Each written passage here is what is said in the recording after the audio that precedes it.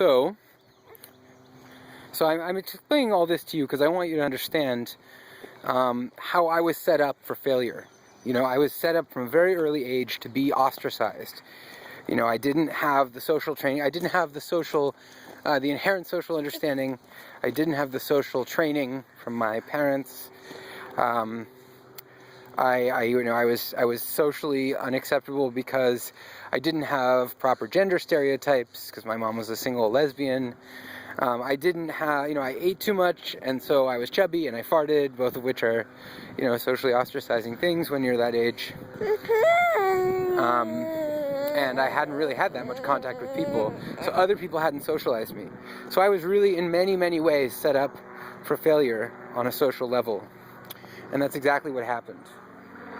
In fourth grade, I was bullied a little bit, not super bad. I lived in a small town, and I think this helped me avoid, the worst of bullying. It seems like bullying happens, the worst of it happens in really densely populated places. I think I was in a really small school, and I did get bullied. I got pushed around, and told I wasn't no good, and blah blah blah. Told I was fat and stupid, but it wasn't so bad as it could have been. That's my baby. She's ready for a nap.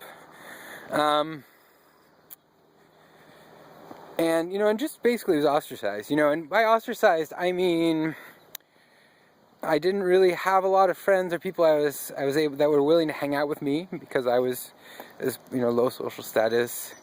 And I think that the people who did hang out with me were a little bit hesitant about it. They weren't like super into it. They're kind of like, well, okay. I was not, fourth grade is when people in my school, started talking about girlfriends and boyfriends. They're sort of experimenting with what does romance mean. And nobody would ever want to be my girlfriend or boyfriend. And I was loud. That was another thing I should explain. I was just naturally loud. I don't know why, but I was just naturally loud and kind of gregarious. And because I didn't understand what to say or when to say it, I got punished a lot for that as well. And so there was just a lot of, maybe like in-class ridicule, I guess. At that point, my nickname was Mossman. My last name was Mossman. They're like, oh, Mossman, come on. I don't know. So then in fifth grade, things were really bad. I got bullied a lot. Or maybe not a lot compared to some people, but a lot for me. I had a teacher who really didn't like me and didn't want to deal with my special needs. I was acting out a lot. I guess I was going to therapy. I was going to therapy and I didn't really like my therapist. And life just didn't seem that great to me. I wasn't very happy. I didn't have any friends. The only person that really would ever hang out with me outside of school or even really talk to me in school in a non-negative way was this one kid who, he was really quiet and he smelled like pee.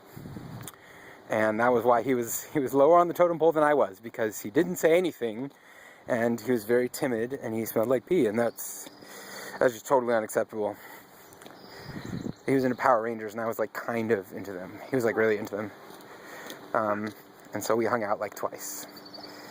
Other than that, I got hit some, and I just generally got told I was not worth very much a lot, and people would just blame me for talking in class or for being loud or not wanting to be quiet and shut up like I was supposed to. I got called fat and stupid a lot. And I did have this one really good experience. I had this aide who was this beautiful woman named Mrs. Johnson who had gone to the Peace Corps and worked in Tunisia.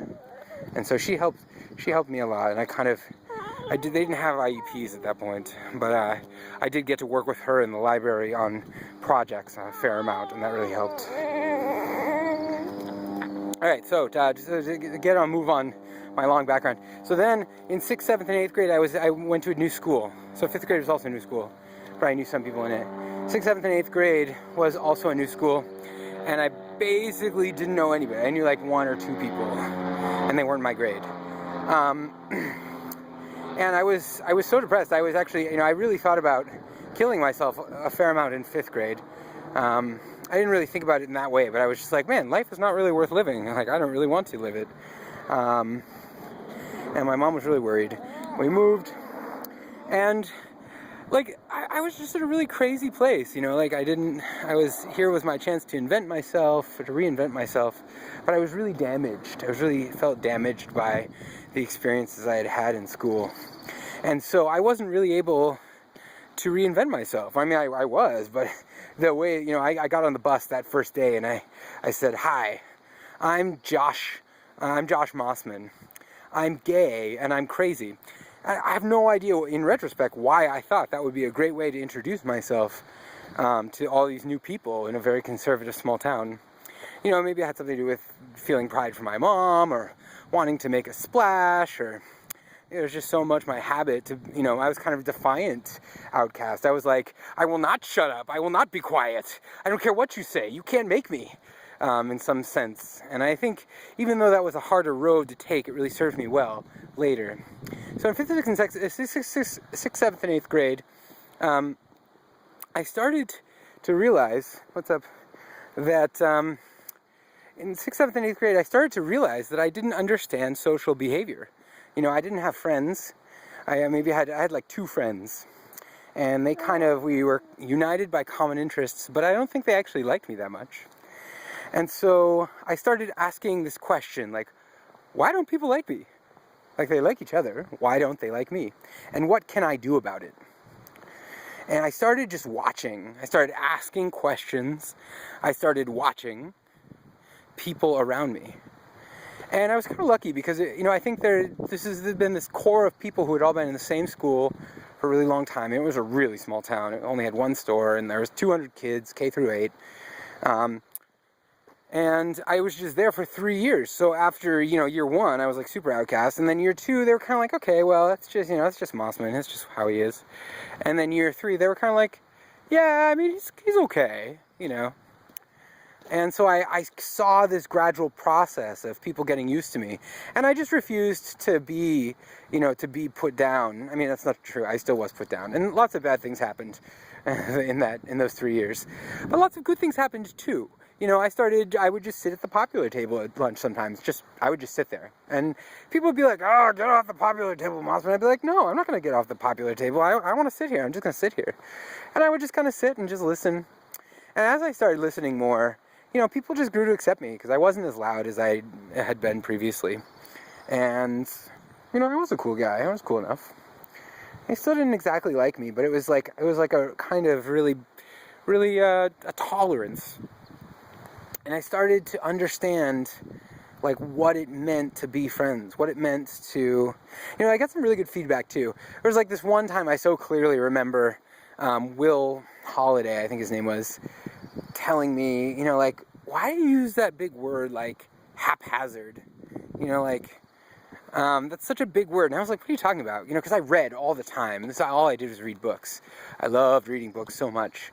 And I would read books all the time. And I played lots of Super Nintendo. And, I played these geeky miniature games where you paint these little guys and then roll dice and see if somebody dies. And so I started realizing, like, other people aren't like me. They don't think that the same things are cool. And I realized pretty quickly early on that if I could conform, then people would like me. Like, if I could look a certain way and say certain things and, be a certain archetype, then I could be popular. Because I saw that that's what the other popular people were doing. They were all kind of like, they all played sports and they all, like, were bad boys to some degree or other. There's like 2 archetypes. Like, you can either like the really good boy, you're going to achieve high, or you can be the bad boy and you want to drink and, like, like, be sexual, which even 6th, 7th, and 8th grade is pretty out there, but that's what people do. But I realized also early on that I was not able to conform. That was just not me. Not going to happen. So I just was like, well, I'll just do my own thing, and hopefully that'll work out. And it kind of did. So so that was, I feel like these are like stages, I was ostracized and I was depressed. And I was still depressed. I was still pretty depressed in 6th, 7th, and 8th grade. But it was better. I felt like, okay, I kind of get this a little bit. So then I moved to California when I was in 9th grade. And it was totally new school, new opportunities. And it was I moved to from a tiny podunk town, conservative town in Vermont, to like Davis, California, where, everybody's, a hippie, because other than the UC students, that's primarily who lives there. And so I had this really big school with lots and lots of different people in it, and lots of alternative people. So I had this new chance to reinvent myself, and I had dreadlocks over the summer. I decided to cut them eventually, but I was finding new dimensions in myself.